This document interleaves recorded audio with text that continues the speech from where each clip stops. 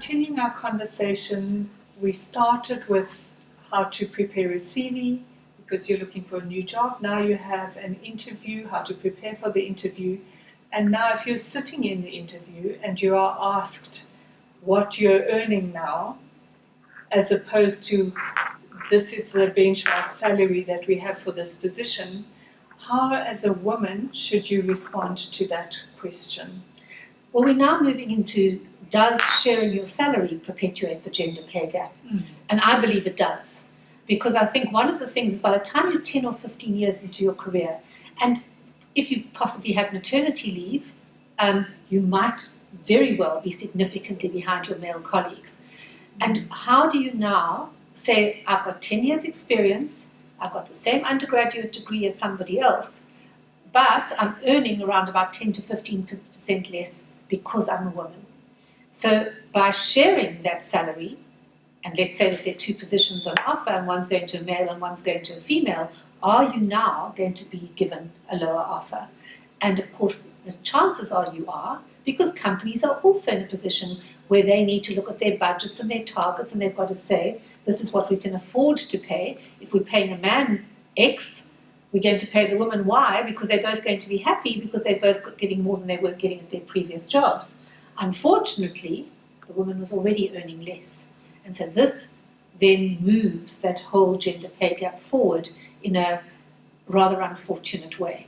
Bonuses, incentives, promotions are often looked at quite cold-bloodedly. They're looked at, particularly in big corporates, they're going to be looked at a screed of paper sitting in front of the people making the decision, and they say, oh gosh, Joe's earning 400,000, Sarah's earning 350, he's going to get a bonus, they're both going to get 10% bonuses, hers is now lower than his again, and he must be senior because he's earning more.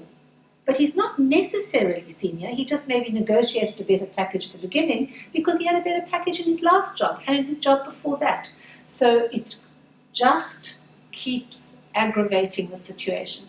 The big thing is, how do you change it? And I think that's also what you're asking me. Yes, and I think as an employer, one needs to be aware of this and fight against the urge to always beat the budget, perhaps. It's a tough one, though. It is indeed. Companies are under stress in terms of financial and salary budgets, so it is a difficult one. But you have to be aware of it. And as a candidate, I think you can have the conversation.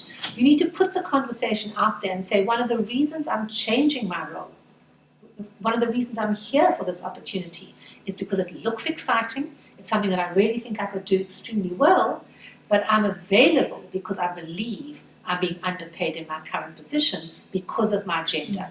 I'm trying to rectify that. I don't want to now take another job which is basing my salary increase on my previous job.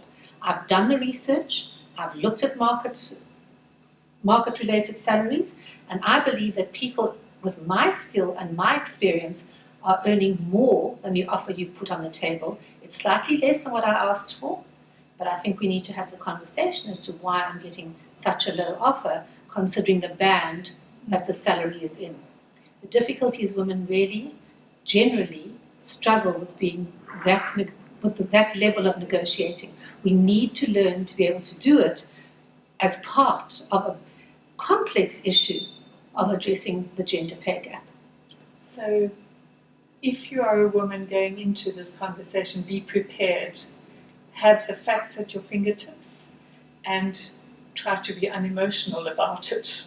I think so. And sometimes you might decide to take the job, but again, put on the table that if you're delivering at the same level, you want to be considered for an additional increase once you've proved yourself. Open up the conversation at the interview, not a week into the position. That's too late. It's at the interview. Put down that so-called line in the sand about what your expectations are in terms of your career, your promotion opportunities, and the sort of money you think you should be earning as a woman, but as an equal worker in the workspace. Absolutely. Thank you.